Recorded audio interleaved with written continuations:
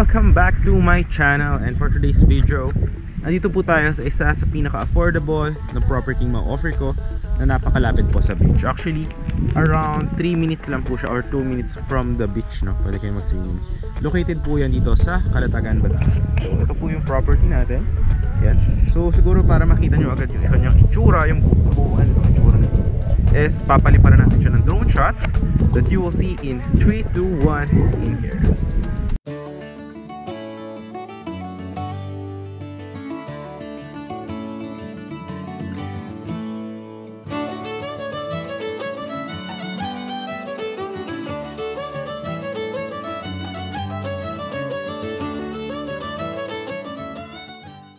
So yun guys, nakita nyo naman yung ating drone shot. So ayan po yung kalakihan ng property. So simula po dito, ayan, here, yan yung may mga clear, ayan. So hanggang doon sa may mga puno po na yan, ayan. So yan po yung magkakaroon siya ng perimeter fence, no? And then hanggang doon po yan, pasarado dito. And then dito po mismo will be the guardhouse. Diyan po yung guardhouse natin. And then, yan po yung gagawing concrete road, yan. Papunta po dyan sa barangay road. And then, palabas po nitong property is around 3 minutes from the main highway. So, kung pupunta ka naman ng mga market or sa bayan, is around mga 10 minutes, no? Then, kung highway, 3 minutes. Then, kung going to Manila, pwede ka dumaan papunta dito sa may Tagaytay, no? Malapit lang po siya, around 55 kilometers from here. And then yung beach guys, malapit lang din siya dito. Actually merong dito, resort and developer. And meron dong mga swimming area. Kung lot owner ka po dito is pwede ka rin mag-swimming doon, no? And then kung gusto mo mag-avail ng mga amenities is 20% off po doon sa may resort natin. Okay, na pupuntahan din po natin yan mamaya. So ito po yung ating property. Around ano na lang po ito, mga 7 lots or 8 lots remaining. Yung mga available na remaining is andun lang po. Ito yung guardhouse, yan yung parking playground. Doon lang guys sa may likod, no? Mga 150 square meter po yan. Pinakamura po ito. Yan siya guys, oh. Yan. Yung may mga clear, ako kita sa camera, pero yan po siya. Yun yung magiging perimeter fence nya. And then haba po doon. Yan. And then here, dito yung magiging parking playground, no? So may available pa dyan na dalawa. Then dun sa dulo may available dyan mga 4 yan.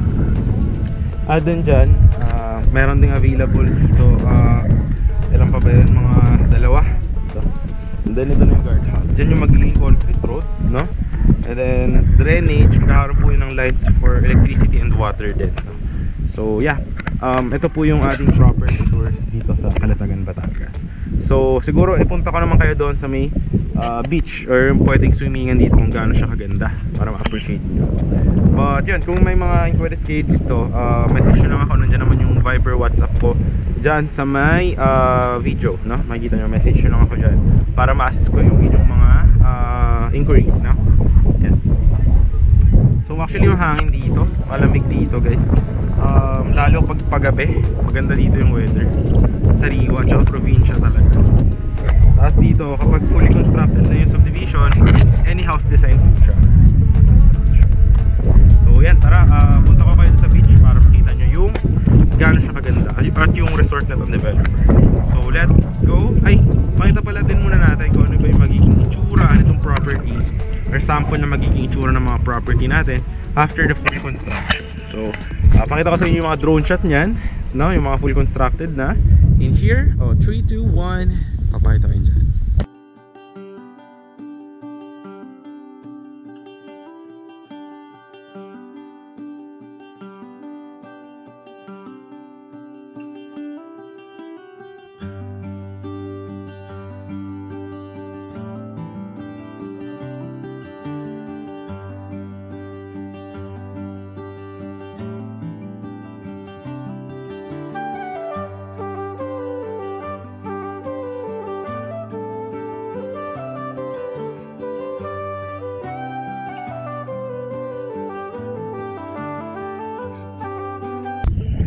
So yun guys, yun yung magiging itsura ng mga ng property na to after the full construction. So guardhouse with the parks and playground, multi-purpose hall, perimeter fence, and then kompleto po yan.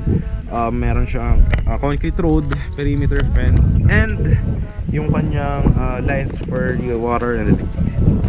So yun lang po guys. Tara, punta tayo sa may beach.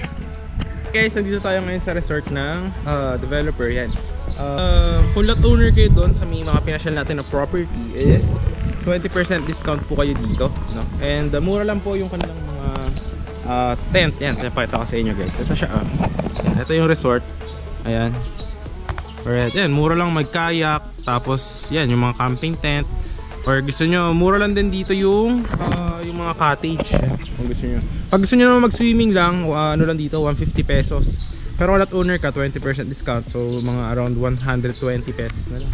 Yan siya, Elijah Sea Breeze. Yan yung entrance. Then yung subdivision na ano, nandyan lang, malapit lang dyan sa likod.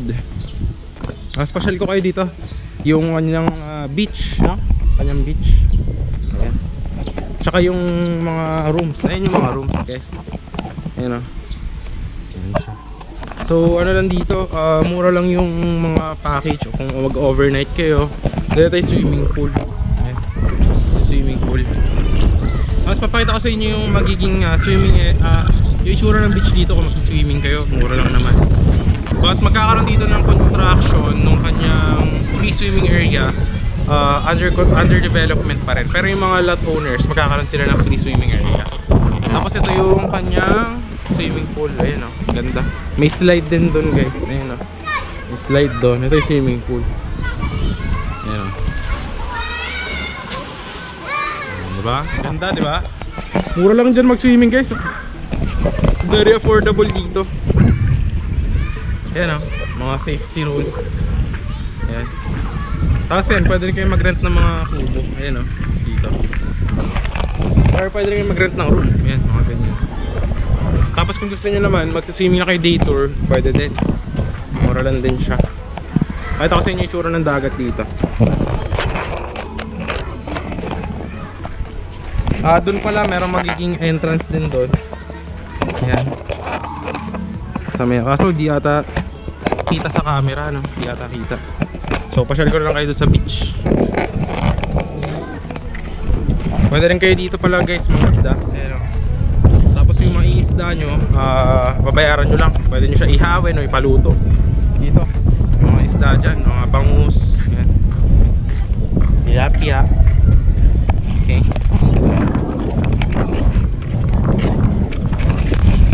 Ganda ng resort. Resort guys, ganda. Mahangin. Lakad tayo dito guys.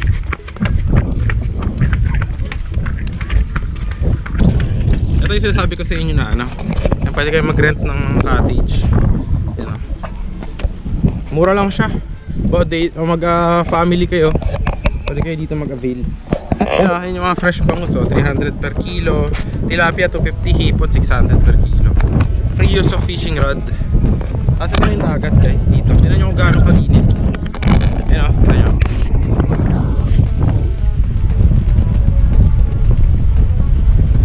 Ayan. Tapos dito guys, kung gusto nyo mag-rent ng bangka, malapit na to. Ito ng Little Boracay. Ito lang yung Little Boracay eh. Malapit lang dito. Siguro mga 10 minutes or 8 minutes na magbangka. Pero yung beach dito actually maganda eh. Malinis. Pakita ko sa inyo ito. So 20% discount kayo dito. Mag-swimming kayo, no? Ayan o. Ayan siya. Pero yung kung mga lot owners natin, kung bawa ayaw nyo naman ng sa resort, bawa ayan yung mga cottage, ayaw nyo mag-avail, ayaw nyo mag-swimming pool, magkakaroon kayo ng free swimming area na ganito rin yung itsura halos. Ayan, ganito din. White sand.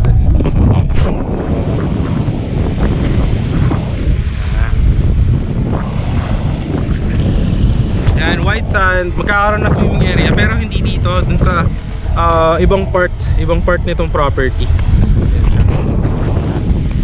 Doon yung papunta ng Little Boracay guys. Ay doon. Magkano ko ng bangka. Ito na, ganyan ang white sand.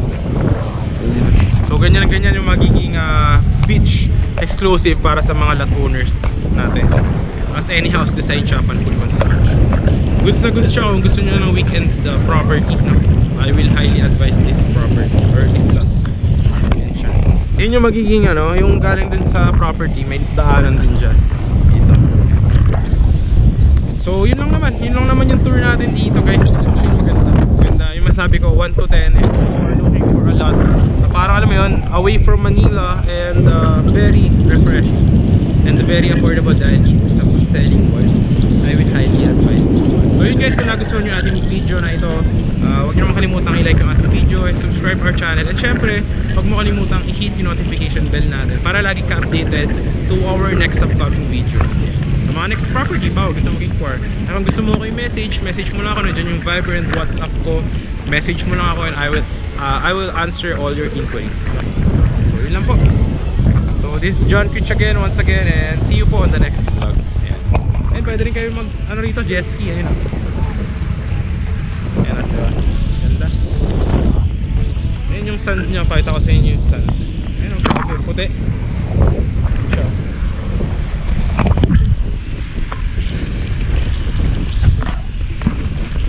Ayan. Tapos dito guys, yung tubig, ano siya, maputi talaga, ayan o. Maputi talaga. Tapos hindi ito yung beach na ano yung pagka lusong mo biglang lubog. Hindi.